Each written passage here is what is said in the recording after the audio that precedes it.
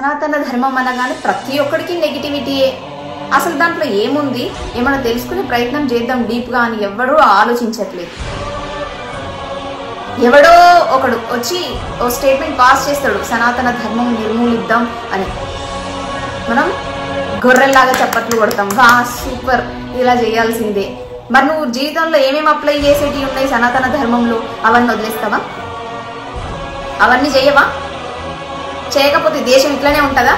భారతదేశం అని ప్రపంచ దేశాలన్నీ చేతులెత్తి మొక్కుతున్నాయి కదా, అది అలాగే ఉంటది అనుకుంటున్నారా?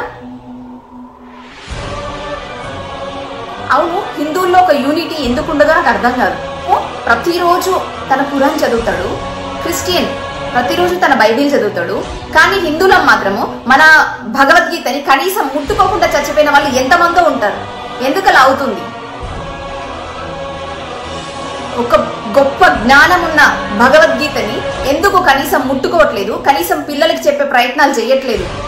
విదేశీయులేమో మన భగవద్గీతలో ఉన్న శ్లోకాలన్నీ పిల్లలకు నేర్పిస్తారు, ఆ పిల్లలు చక్కగా చెప్తారు. మన పిల్లలకైతే అసలు ఆ భగవద్గీత అంటేనే కూడా తెలియదు.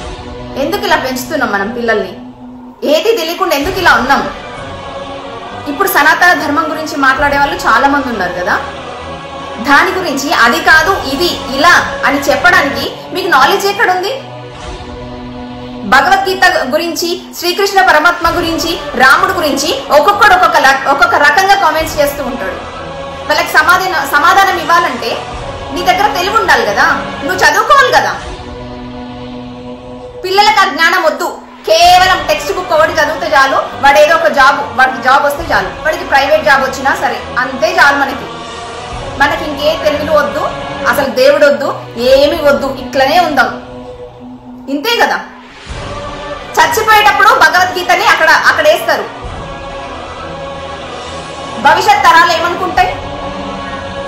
చచ్చిపోయినప్పుడు మాత్రమే వేసే పాట అనుకుంటాయి. ఎందుకంటే మన విదేశీ చదువులు కదా, గట్లనే ఏడుస్తుంది. మరి మనం ఇలాగే ఉంటే భవిష్యత్ తరాలకి భగవద్గీత అంటే కేవలం ఒక పుస్తకం లాగానే కనిపిస్తుంది. ఇప్పుడు కొన్ని చీడ పురుగులకి అది ఎందుకు పనికిరానికి కనిపిస్తుంది కదా, ఇలాగే కనిపిస్తుంది, ఇలాగే ఉంటది. భవిష్యత్ తరాలకి భగవద్గీత అందదు. మనం ఏదైనా మంచి పని చేయాలి, మన భవిష్యత్ తరాలకి అది అందించాలంటే ఇప్పటి నుంచే మన పిల్లలకి చెప్పడం అలవాటు చేసుకోవాలి. భగవద్గీతలో ఏముంది, ఏం లేదు, మన జీవితాలకు ఏమేమి అప్లై చేసుకోవాలి, అసలు మనిషి అనేవాడు ఎలా ఉండాలి, ఇవన్నీ తెలవాలంటే భగవద్గీత యొక్క గొప్పతనం మన హిందువులకి తెలిసి తీరాలి. తెలిసే ప్రయత్నం మనం ఎక్కడ చేస్తున్నాం? పిల్లోని పొద్దున్న లేపి స్కూల్కి పంపిస్తాం, ఆడ టెక్స్ట్ బుక్లు బై హార్ట్ చేసి వస్తాడు, వచ్చి రాగానే ఇంత తిండి పెట్టాలి, ఆడుకోవడానికి పంపించాలి, వచ్చినాక ట్యూషన్లకు పంపించాలి, కథం. సండే వస్తే ఎక్స్కర్షన్ కో, ఇంకెక్కడికో, సినిమాలకో, షికార్లకో తిప్పాలి పిల్లల్ని. ఎక్కడుంటది యూనిటీ? ఎక్కడుంటది మన పురాణాల గురించి మనం తెలుసుకొని నలుగురికి మంచి చెప్పే పద్ధతి ఎక్కడొస్తుంది? ఎక్కడ? ఏం చేస్తాం? ఇక నిన్ను అంటుండు, నీ దేవుళ్ళని తిడుతుండా అంటే తిడతారు, మరి పడాలి మనం. అలాగే ఉంది, పడాల్సిన పరిస్థితే ఉంది. మరి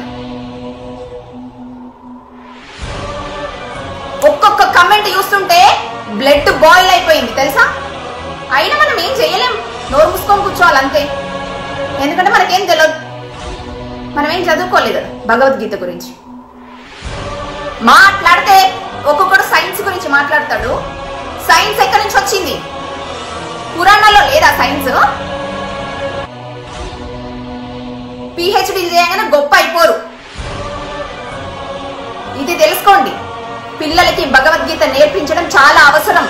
ఇప్పటి వరకు ఏ హిందువు భగవద్గీతను కనీసం ముట్టుకోలేదో ప్రతి ఒక్కరు భగవద్గీతను కొనుక్కొని చదువుకోవాలి. వాడెవడో భగవద్గీత పేజ్ ఏమో భగవద్గీత అని రాసుంది, శ్రీకృష్ణుడి బొమ్మ ఉంది, లోపల చూస్తేనేమో బైబిల్. What is this? ఏం జరుగుతుంది?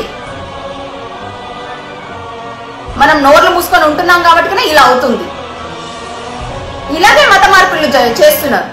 అన్నిటికీ నోరు మూసుకొని కూర్చుంటున్నాం మనం అంతే, ఇంకేం చేయలేము. ఏం చేయలేనప్పుడు ఇంకొకటి అన్నప్పుడు పడాలి, రేషన్ రావద్దు మనకి. ఓ ఆడపిల్ల వచ్చి ముందుకొచ్చి మాట్లాడుతుంటే ఎంకరేజ్ చేసే వాళ్ళు కూడా తక్కువ ఉంటారు. అది మన సమాజం.